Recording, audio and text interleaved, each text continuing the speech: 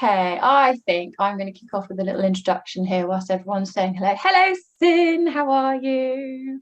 Wonderful Sin. And Hayley from Kings Lynn, hello.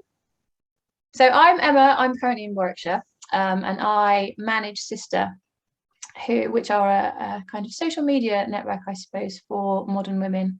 We do all sorts of amazing stuff, but it centres on women supporting each other, helping each other out with all the skills and experiences that we have, and yeah, collaborating together really, which ties in very nicely with She Rises. And I will let Nicola and Gemma explain exactly what it is that She Rises does, but I'm going to introduce them quickly.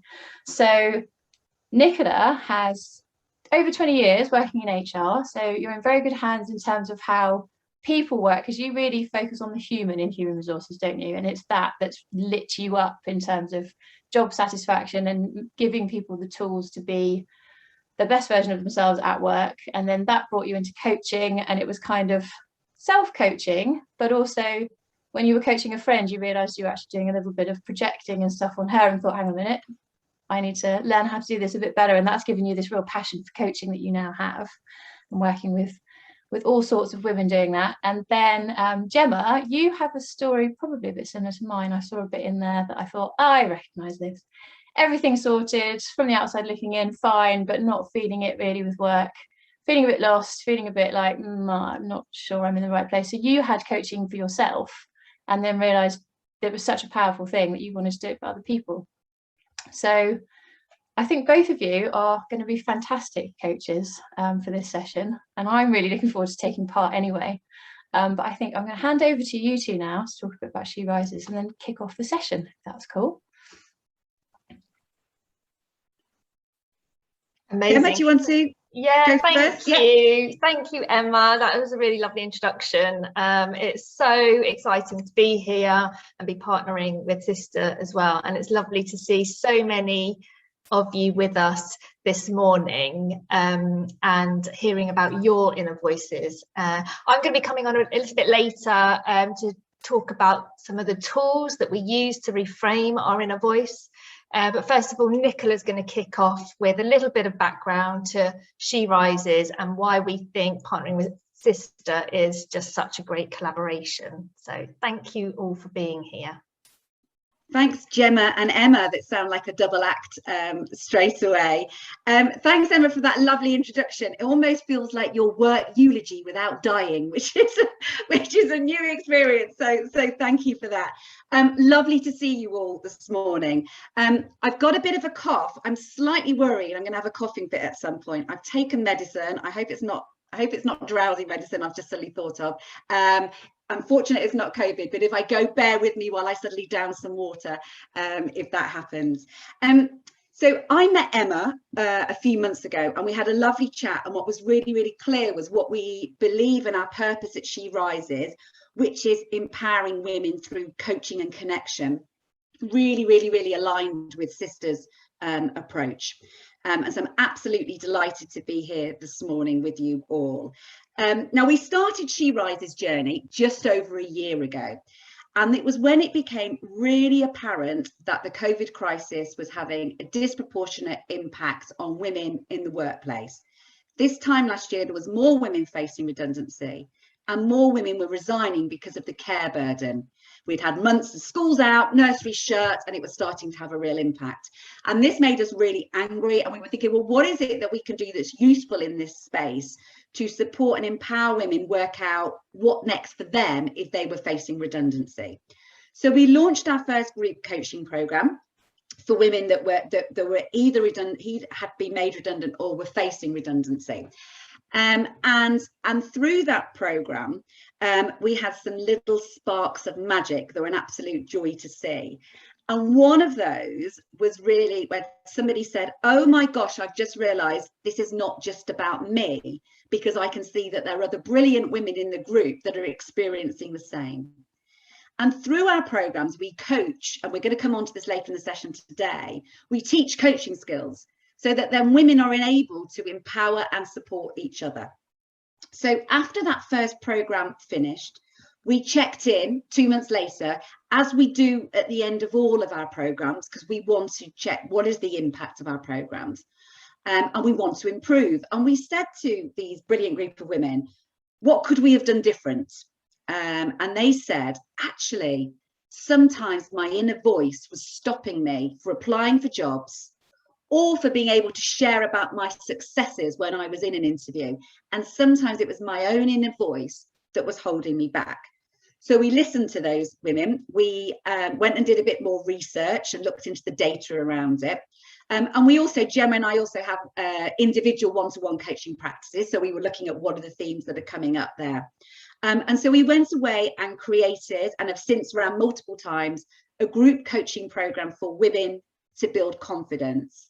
And you're going to get a flavour of that today in the slightly less than an hour that we've got together now. Now, in order for you to be able to contribute as much or as little as you want to, we need to co-create this as a safe space together. Now, normally, what we would do is we would ask you all individually what that looks like and what you need from that. Unfortunately, we don't have the time to do that today, but I would just like us to agree to 3 principles. Firstly, confidentiality. If anyone shares in the group setting, that will remain confidential in this session. Now, you'll note that it's being recorded. None of your comments are going to be shared outside of this group. It'll just be sound bites from Gemma and I that will be shared outside of the group. There will be a point in the session when you'll go into a breakout room with one other person. And again, we say that that conversation remains confidential within this session. So confidentiality, number 1. Number 2 is curiosity. Give things a go. Let's see how they feel. Just show up and give things a go. And the third thing is around equality of voice, especially when you're in the breakout room. If you can just make sure that there's enough time for you both to have a go at the exercise. So can I just see either a raise of a hand or an annotated hand up if you want to, that you agree with those principles of confidentiality, giving things a go, and equality of voice. Fabulous. Thank you, everybody, for that. And thanks, Beth, in the chat as well for sharing that. Now, we're just going to quickly show a slide to show where are we going to go in the next hour together. What is it we're going to cover to demystify this? So I'm going to start with a little bit, and this is the information heavy bit at the beginning, which is a bit about the world we live in and our brains and the impact that has on our inner voice and confidence. Gemma's going to talk a little bit more about the inner voice, and we're going to start looking at tools about how do you turn that inner critic into a friend. And so we're going to look at a tool around distant self-talk. We're also going to briefly introduce you to coaching skills. And this is also really aligns with the sister approach of networking. How do you effectively show up and support each other? And in your paired activity, the coaching exercise that you're going to coach each other on is about reframing a belief or a message that your inner critical voice is telling you. So that's what we're going to cover. And I'm going to start with the bit of the information heavy bit. One thing that I haven't covered yet is if you have questions. If you have questions, please pop them in the chat at any time. We will pick them up at the end. And if for any reason we don't have a chance or time to address your question, at the end, Emma's going to talk about the app, and we're going to be able to connect with you on the app, the Sister app. And tomorrow afternoon, we'll be able to respond to those questions if we don't get a chance to do them in the session today. Great. Okay. So before we go into to look at the world we live in and our brains, it would be really great to hear from all of you on a scale of 1 to 5. How often does your inner voice talk to you like an enemy? And I want 1 to be never and 5 to be constantly.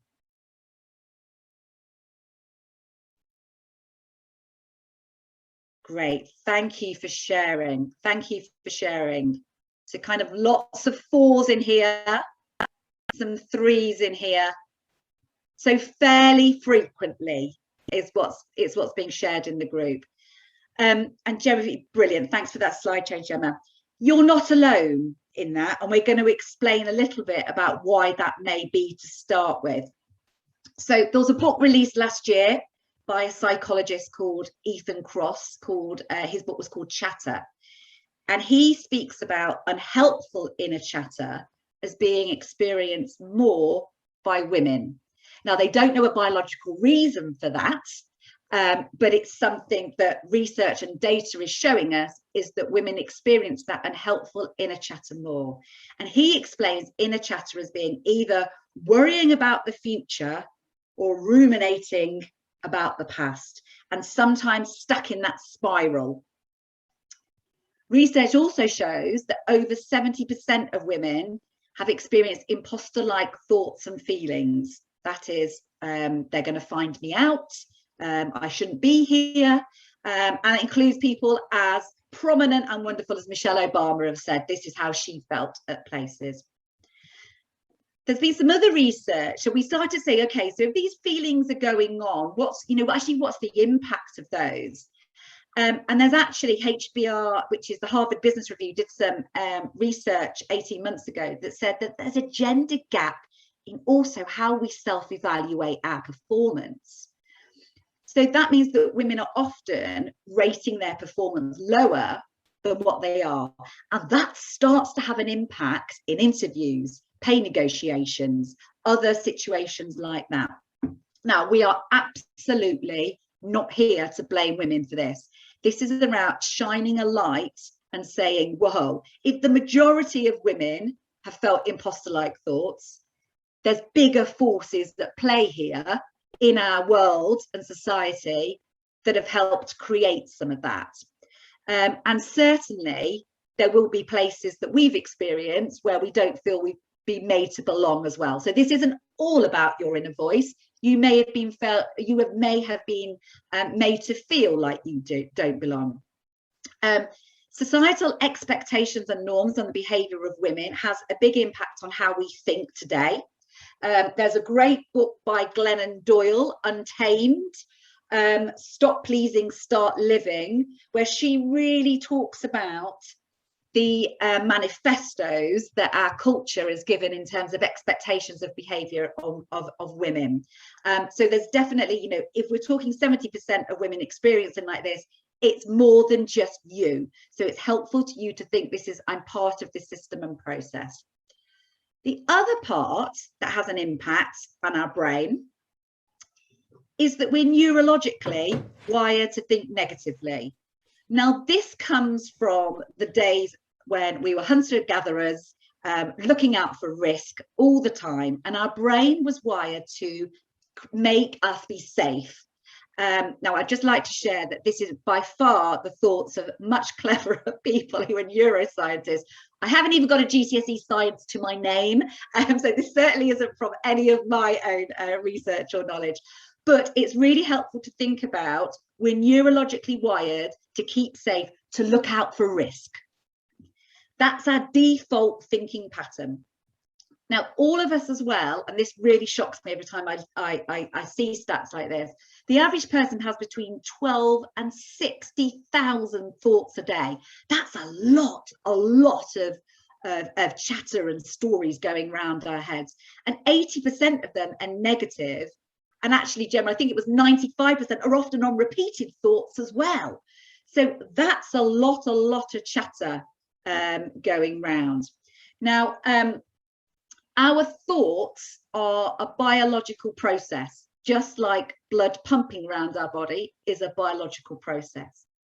And what this helps us do is, and this is a bit of a moment for me when it was like, oh, okay, they're a biological process.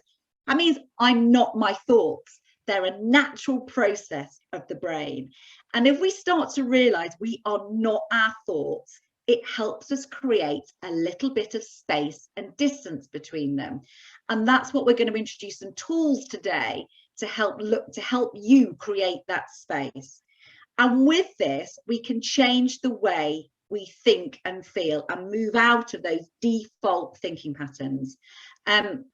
Mo Gawdat, who used to be one of the chief business operating officers at Google, you might hear him on podcasts and things like that. He talks about his negative inner voice as Becky, and he will say, Becky, what are you saying to me here? And again, that's about creating the distance and realizing we are not our thoughts. And that's a little bit, that's kind of what I want to share today. Is we could have spent hours just looking at the data and research on this. I've condensed this super quickly, but what we really want to look at now is some tools that are going to help you create that distance between your thoughts and you, so that your behavior and your thinking patterns can be able to change to support you move forward. Thanks. Gemma, over to you. Wow, quite a lot of information there, but I think that's really important to set the context of that system we're in and why we think like we do. And Nicola mentioned there about Mo Gawdat calling his inner voice Becky, talk about the imposter voice, the inner critic, our inner voice. I've even heard the shitty committee come up from time to time. So you may even have a name for what you call yours. And I wonder how often you think of your inner voice as your greatest enemy or your best friend. And the fact that we are so caught in that negative, repetitive cycle really has an impact on our well-being, how we feel about ourselves, our impact. There's a lot of that inner voice has a lot to answer for, but we can harness it and reframe it so that it becomes more like a compassionate friend. And there are a number of tools that we can use to help us do that. We're going to show you a couple today. These are by no means exhaustive. There's lots of tools that can help you reframe your inner voice. And what we want to do is introduce you to these so that you can maybe try them out today and find what works best for you. They are practices, they require consistent practice for you to start to be able to really overcome that inner critic. So when we can reclaim an empowering inner voice, one that is supportive and empowering to help us overcome challenges, build our resilience, it can help us develop more of a growth mindset.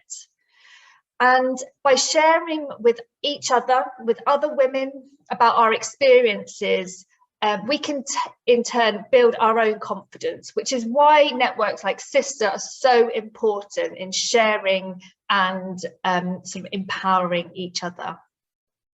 So given all of that context that we've heard, how do we make them empowering? As Nicola said, we're neurologically wired to repeat these negative thoughts over and over, but we are not our thoughts. And so we can gain some distance between us and our thoughts to help look at situations more objectively. And we're going to share one tool with you here today, which is called distant self-talk, which is something that Ethan Kross writes about in his book, and he talks about on numerous podcasts. He calls it distant self-talk or psychological distancing, whereby you detach yourself from your thoughts to look at a situation with fresh eyes by calling yourself by your own name or referring to yourself as you in the second person. And this technique is an active technique that you could use to coach yourself in that third person way. And for instance, you may do this already, but might not recognize that you do it. I know under times of stress or overwhelm, I can often say, gosh, Gemma, pull yourself together. Gemma, why are you being such an idiot? But that really lacks compassion. What Ethan Kross is talking about is actually talking to ourselves with compassion, with empathy, with support and care, as we would a best friend. So we're going to try that here with a little bit of private reflection. So I invite you to grab a pen and a notebook, and I'm just going to pop up some prompts on the screen to help you try and get into this distant self-talk practice. So we're just going to spend 5 minutes or so on this. So think of a situation where your inner voice is currently showing up and attempting to hijack you. It's being an enemy, it's berating you, it's talking you down.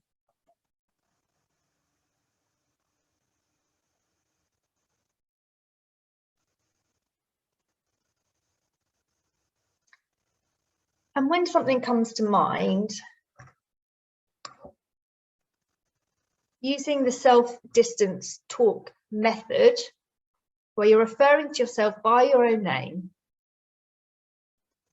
ask, what is your inner voice saying?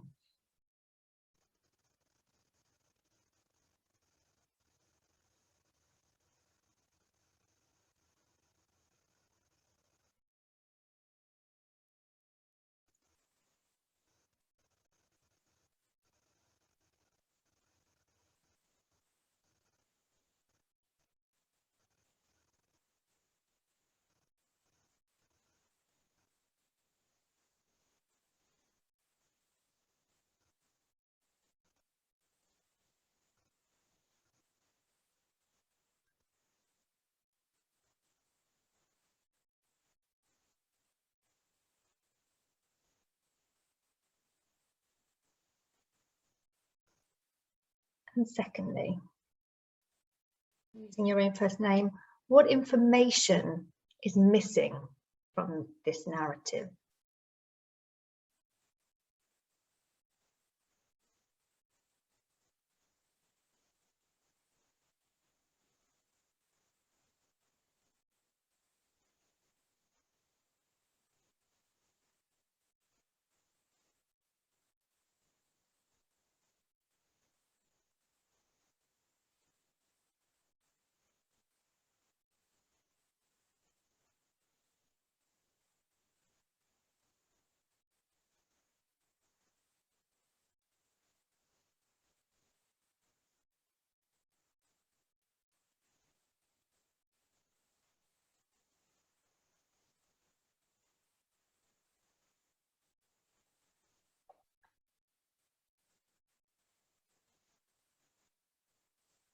How true are these things that your inner narrative tells you?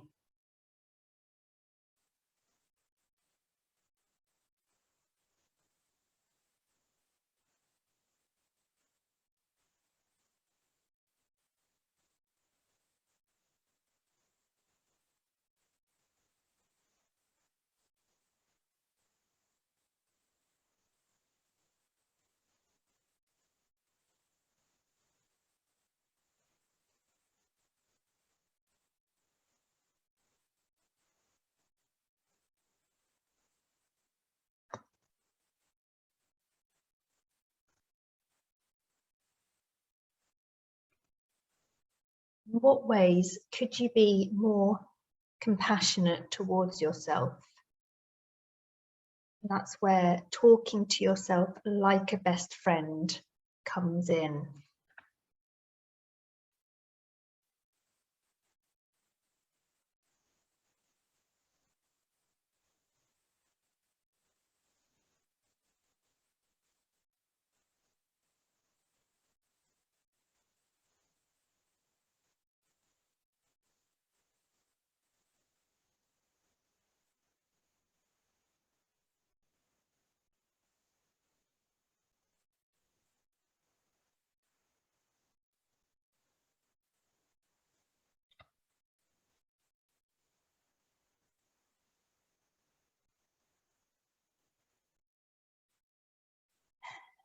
When you've finished capturing some notes, I'll just invite you back into the room.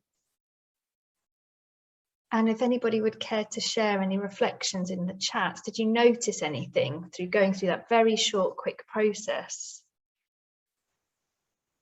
Did anything change for you?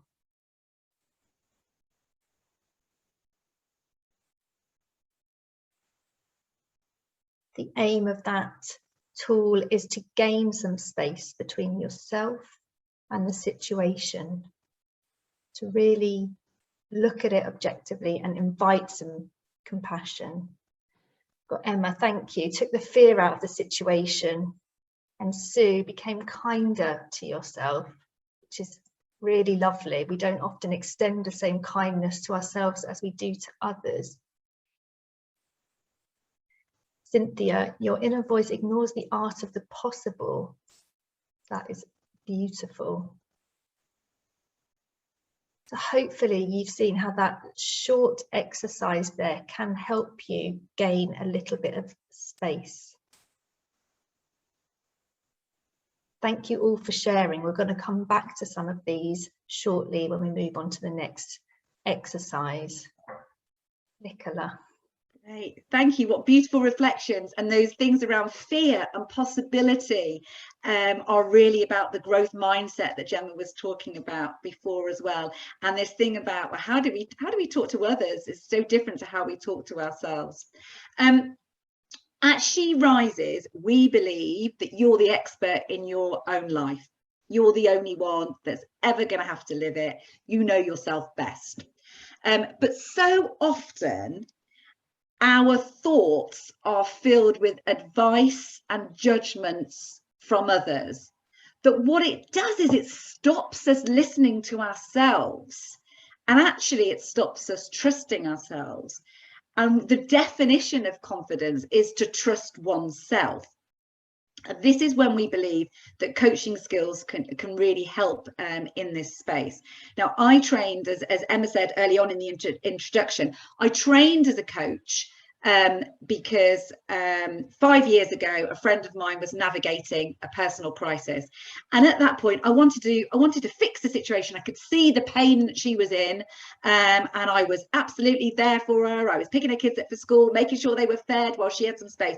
But actually, what I really did was fill her thinking space about what next with my own fears, my own advice, my own judgment, rather than creating the space and helping her work out what was right for her in her own unique life.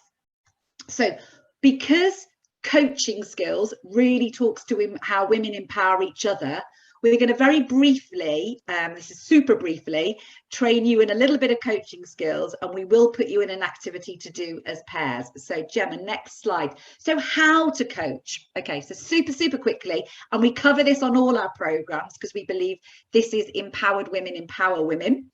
So number one, connection. Connection is all about how you're showing up for that other person. And what we mean in this is you're saying, I think you've got this. You don't need rescuing by me. We're both adults in this situation, and you can trust me because I'm going to keep this information confidential. That's how you're creating a connection. You're also going to listen, and you're listening to understand, not listening to respond, which is our normal default listening style. And listening, by listening, you're really giving somebody your attention, and you're saying, you're worth my attention. And as a great quote by someone says, that the quality of thinking directly correlates to the quality of listening. And how often are we not truly listened to in our busy lives? The third component of coaching is asking insightful questions.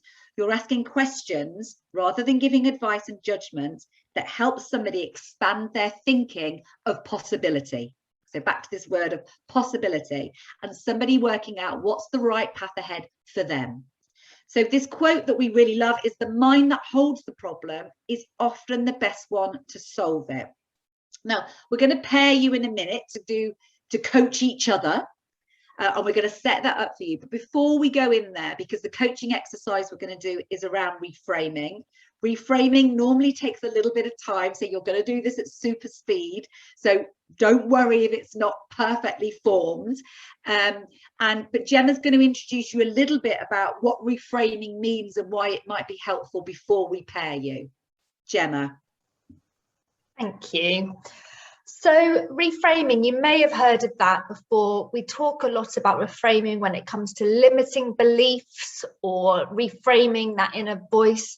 And like Nicola says, it can take a little bit of time to really for it to fully embed. So just give it a go here today. Reframing is really a technique that is used to change a meaning of a phrase or a belief or a situation or experience. So here today, we're going to be reframing that inner voice from our critic, transitioning it to a compassionate friend. So how do we do that? We're going to talk you through that here, and then we're going to break out for you to practice it with each other. The reframing tool is an intentional practice to start with, but the more that you do it, the more you can start to do it more naturally in the moment. And you might find that to start with, you do it on reflection of a situation. When you notice your inner critic being harsh, being negative, putting you down, you may also notice that the opportunity, the possibilities, again, that word, the ability to be creative and problem solve, or to think about the future, become limited. Reframing helps to rewrite that message, that story that your inner critic is telling you, to something more empowering and truthful, freeing even, and something that will enable you to move forward. And we do this by really inspecting that story that the inner voice has. Often, as we know from the last exercise, what our inner voice is saying is not based on fact or evidence. And questioning that can really help define a more realistic and freeing voice. Now, I'm not saying we make something up or we're trying to convince ourselves of something that isn't true, but what we're trying to do is create a more helpful narrative that is empowering. And an example of this might be, you may have a belief that is, I can't work alone. And by inspecting that belief, we could reframe that to, actually, I work better with others. Or you may have your inner voice saying, well, I'm rubbish at finances and accounting. You may look at that and inspect it and rewrite it to become, well, actually, I excel in a lot of other areas. And it's just more positive and empowering. That is a very quick whistle-stop tour. But what we're going to do here is we're going to pop you in pairs for 15 minutes to use the coaching skills that Nicola described just a short time ago. And you're going to take it in turns to be the coach and be the coachee. So when you're the coach, I want you to listen, hold the space, create that connection, and simply stick to asking these questions that are on the screen. And Nicola's going to pop those in the chat. And when you're the coachee, you can just share what's coming up for you. And halfway through, we'll give you a warning and we'll switch over. So really, these are very similar questions to what we did in the self-distance talk exercise. It's just another technique, and it gives you a bit of a practice of seeing which may work best for you. And when we come back after the 15 minutes, we'll ask you to share maybe a more positive, empowering, rewritten narrative that you've come up with. Nice to see you all back. I'm so sorry. I promised you 15 minutes and then Zoom allocated 10. I thought I changed it. Totally my fault. But just want to give you a minute private reflection after that, just to really capture a more positive, empowering narrative of having gone through that coaching experience. So just reflect now on your reframed message to yourself. And if you are happy to share in the chat any reflections from that exercise, that would be really, really appreciated. And Emma, I was just going to pick on you to see, did you have any reflections from going through that exercise in pairs? Yeah, I think what we both found talking was actually our inner voice isn't our own. It's previous experience that has landed at a time when you're quite vulnerable and someone says something to you that ordinarily maybe you'd brush off and just go, that's your opinion, or that wasn't very nice. But for some reason the situation has lent itself to you going, oh my God, and then it rings in your ears. And so then our inner critics, with the two of us, were keeping us safe from experiencing that again, I think. So take a bit of time to reframe it and go, well, who is that person to have had that impact, and how much power do you want to give them if you're going over it in your brain every day? Just shake it off. Like try and remember the good things that people have said to you, and it's much more difficult. Whereas that one horrible thing that was said 10 years ago is still having an impact. So yeah, try and reframe it to something that's actually positive and think about how much impact that would have. It's quite astonishing, really. Yeah. Wow, that's an amazing reflection. And I really liked how you said, it's trying to protect you in some way. I thought that, and that's as a friend may do. Yeah, I wish my inner critic was slightly more friendly in its protecting rather than so harsh. Did you get a reframed message at all through that? Did you manage to rewrite that narrative? Yeah, well, we were talking about what would you say to a friend, and if you were told that same story by someone else, how would you put it to them? How would you play it back to them? And it was, both of us reframed each story like, oh yeah, if you think about it that way. So now it's practice, not to slip back into old habits. Yeah. Amazing. Thank you for sharing. And I think that is so interesting, isn't it? When we say, oh, if a friend was telling me this, what would I be saying to them? And it can often be like completely different. But there is that moment of, oh yeah,